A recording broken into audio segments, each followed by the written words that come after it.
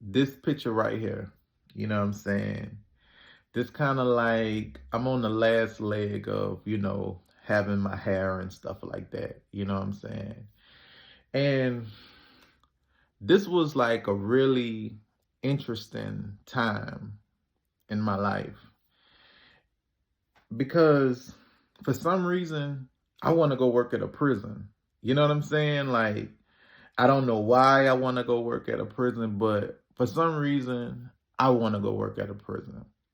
So first I go to I go to Jetson Center for Youth or whatever. That's a juvenile prison or whatever. And what's crazy is when I went there, they wasn't even hiring. But the day I went up there to apply, this officer had got hit in the face with a broom and they broke like his eye socket, they broke his jaw and all of this his stuff. So it was like, hey, you want to work? And I'm like, damn, do I want to work? You know what I'm saying? And but I took the job anyway, and I worked with those kids for maybe 5 to 6 months or whatever.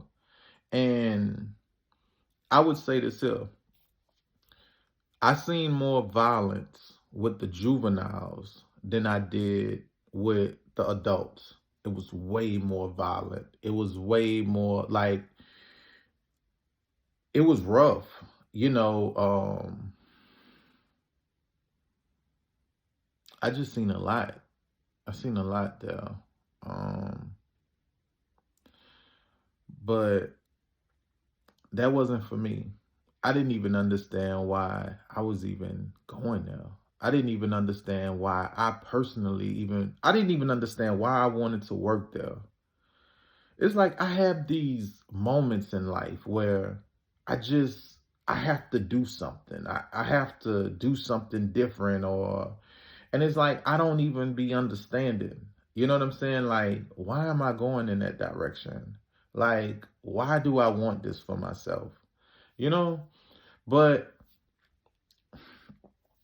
I'm just it's my like I'm going somewhere. I'm going somewhere. Just listen to me. Just listen. I'm going somewhere. But so I work with the juveniles, right? So then I put in a transfer and I go work at the prison. I'm 26 at this time. And I'm on like my last leg of having my hair. You know what I'm saying? It's I got it, you know what I'm saying? But it's like I go to the barber shop or whatever like that, and I just tell them like, hey, just cut the sides. You know what I'm saying? Don't worry about the top or whatever. So I used to let the top grow out, and I used to just like pile a whole bunch of like wave grease on there and like put it there, and then I would get my do rag, tie my do rag up. You know what I'm saying? And it looked like it was good, but when you sweat, like the grease used to run in my face and stuff like that, you know what I'm saying? And nothing to do with the story. Let me get back to it. So look, yeah. So I get on with so I transfer over to the adult prison, right? And I remember doing the interview, the warden said, he said, you sure you want to do this? I said, yeah. He said, I think it might be hard for you though. I said, why is that? Like, why would it be harder for me than anybody else? And he said, because you look like the majority of the inmates that's in here. You look just like them. So when I say it's going to be harder for you, I feel like it's going to be more pressure on you to do something, wrong. Nah, I don't feel like that. So I left out of the thing. I'm like, okay, cool. I ain't gonna get this job because he feel like I look like an inmate. So, you know, I ain't gonna get the job. Long story short, I get the job. This job, I couldn't have, there's no way I could have knew what I was signing up for. No way. No idea. So he said that I was going to get tried by the inmates more than average. Was he right? 100% right. First day, we go in the cafeteria to eat. Now, I was blown away by this because I didn't even know, like, the inmates serve us our food. And I'm like, hold up, this could be a setup. So they fix our food and we eat it? Like, what if they don't like us? Could they do something to us or something? But, anything you do long enough, it becomes normal. So after a while, it became normal. But at first, it was a shock or whatever. But the first day I go in the cafeteria and inmates say, it was like, yeah. He was like, oh, you about to start working here? I'm like, yeah. So he was like, okay, cool. You know what I'm saying? Man, we about to get it in here now. We about to get it in here now. So you think. So I went back to, so after he said that, I went back and you know, if you know who I'm talking, whatever. But anyway, so we go back to the little cadet class, because when you first start at the prison, you're a cadet, and after 6 months, then you become a sergeant or whatever like that. So bam, we go back to the little, cadet training classes and stuff like that. And the lady was like, hey, so what happened? How was it, like interacting with the inmates? So I said, yeah, I went to the cafeteria and one of the inmates was like, I'm gonna bring it in or whatever. So she was like, what? So I didn't really think it was a big deal. You know what I'm saying? Like, I ain't even really know what he was talking about. I'm 26 at the time. I'm kind of young. You know what I'm saying? So, and I don't understand this environment. I don't understand the environment. So what I'm thinking is nothing to somebody who's been in this environment before. They're like, no, let's go back to the cafeteria, point the inmate out. And so I'm like, I was so unprepared for that job. I felt like I was snitching. I felt like I was snitching on the inmate when it's really my job to be a snitch. That's what correctional officers are. You're snitches. So I'm like, I kind of felt some kind of way about like getting him in trouble. You know what I'm saying? Like, yeah, he did it. Yeah, he asked me about bringing it in, and I could just see the disappointment on the inmate face. Like, really, bro? Like, and the inmate was just standing there like, I ain't mean nothing by it. I was just saying like, shoot, you gonna bring it in. I ain't say what he was gonna bring in or nothing like that. And I'm like, damn, I just told on somebody. But then it goes back like, why am I here? Why am I here? I'm not ready to be a snitch. I'm not ready to, God, why are you sending me here? Like, out of all the other jobs you could have, like, put me on, like, why did you send me here? So, let's move forward. So, as I'm moving on through the job or whatever, inmates give me the name Rule Book, Sergeant Rule Book. And I got the name Rule Book because I knew the whole rule book back and forward without looking at it. You could call out whatever rule number it is, I could tell it to you. But that's just how I am with anything. Anything that I'm in, I'm gonna like learn the ins and outs of it. But again, I don't even know why I'm here. So I started to like see different things. And let me tell you what was really kind of off about that career choice. One of the things that made it so off was I wasn't that different from the people that I was looking over. The same people that I'm telling to do this and do that and do, I'm not that different from them. So at some point, I got to say, you know what? Maybe this is God showing me what my future is like if you don't get off the path that you're on. You know, sometimes God could put you in a position to watch others. It don't always have to happen to you for you to get the lesson. Sometimes he'll put you in a situation to where you could just sit back and watch what's happening to other people, you know? And then, of course, with a name like Rule Book, you ain't got all the inmates hate you. At least that's what I thought. I thought they hated me. You know what I'm saying? See, people hate change. Even if the change is good, they still hate it. You know what I'm saying? So I wasn't coming trying to make their lives a living hell or whatever. But sometimes some people are so comfortable living in hell that they're not even open to see what's else out there. And that was a lot of what was going on. And I would say this too. One night, I was walking off of the tier. And when I say tier, a tier is basically just the hallway. It's a hallway and you got all the cells on one side. You know what I'm saying? But that little walkway is called a tier. That's where all the inmates live at, right? So one night I'm walking off the tier and this inmate say, "Sergeant Johnson."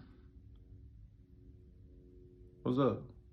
Say, bro, you need to do a better job at man, you need to do your job. I say, hold up, I need to do a better job. I need to do my job. Like, which one? You know what I'm saying? Like, you doing your job? You know what I'm saying? You doing your job, bro? But man, like, late at night, you need to walk these halls a little bit more, bro. You need to walk these halls just a little bit more. All right. Now, I'm young. Again, I can't even process where I'm at, what's going on. I don't even understand what our conversation. Why is he pointing?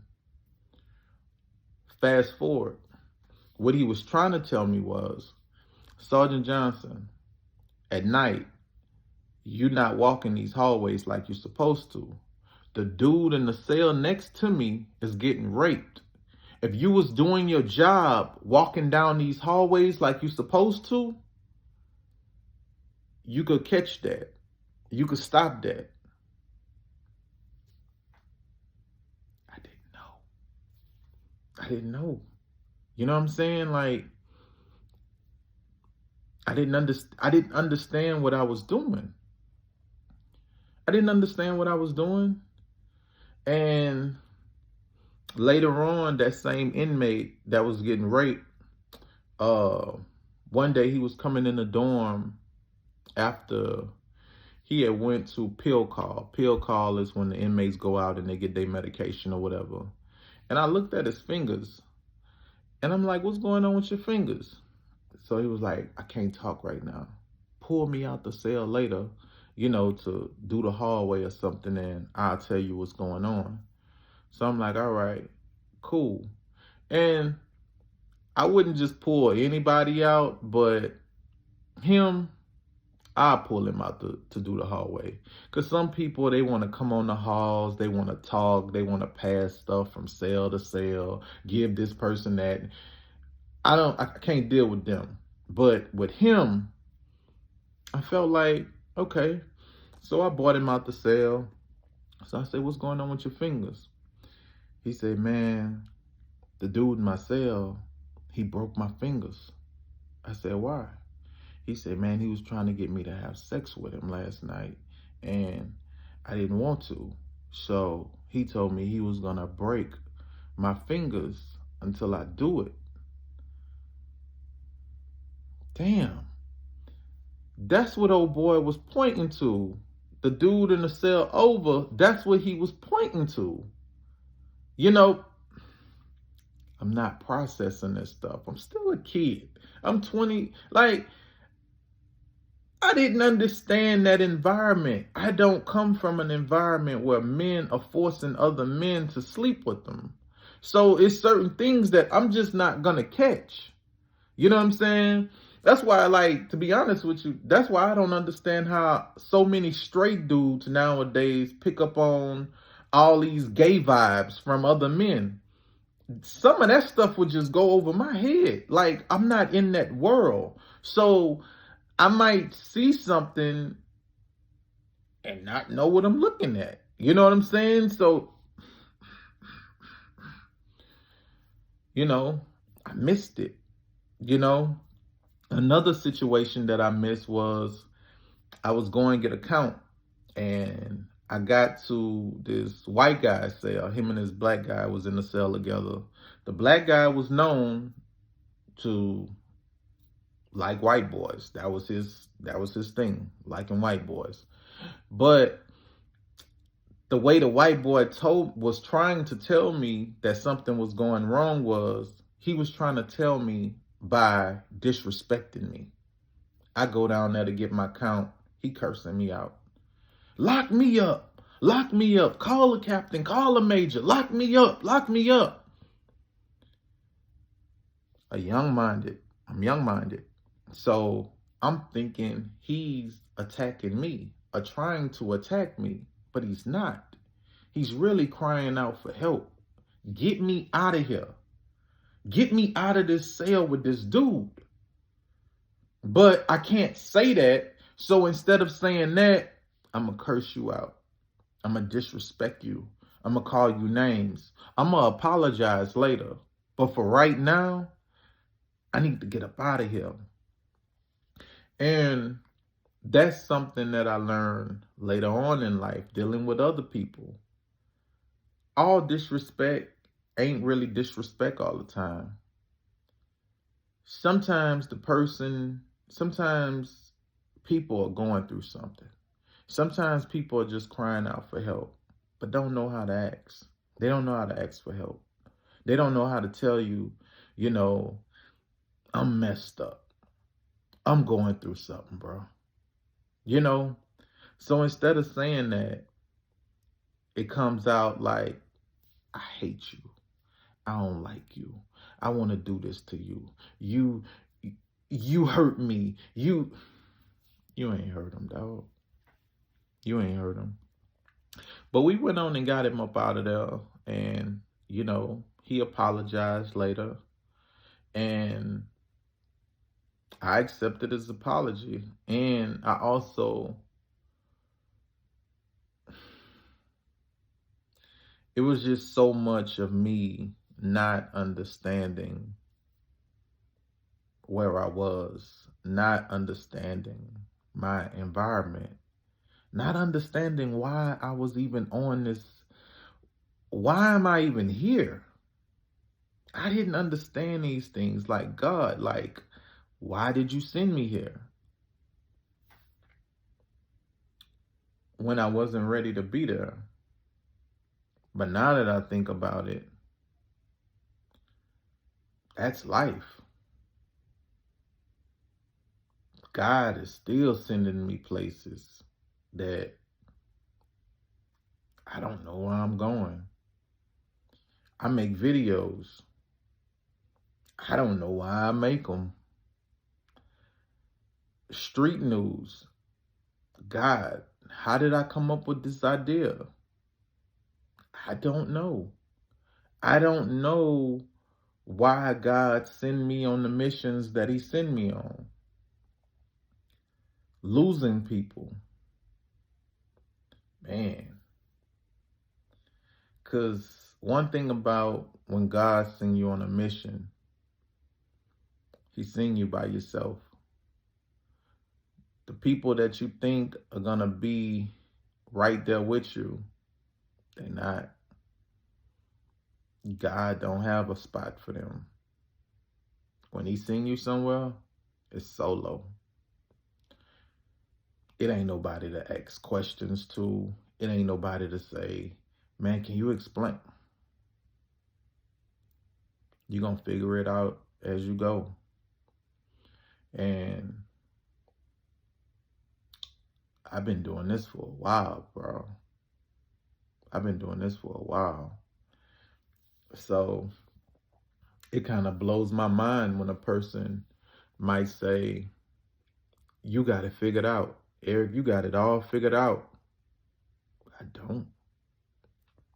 I don't understand what's going on. I made a lot of mistakes working in that prison. I overlooked a lot of things that now, man, I would have just picked up on like this, but I overlooked a lot of stuff. And I'm probably overlooking a lot of stuff out here now, but man, I'm just human. And the Bible says we a vessel, I'm just human. I'm just going through life. I'm just figuring things out as I go. Man, I don't know, bro. Eric, what's the purpose of this video? I don't know.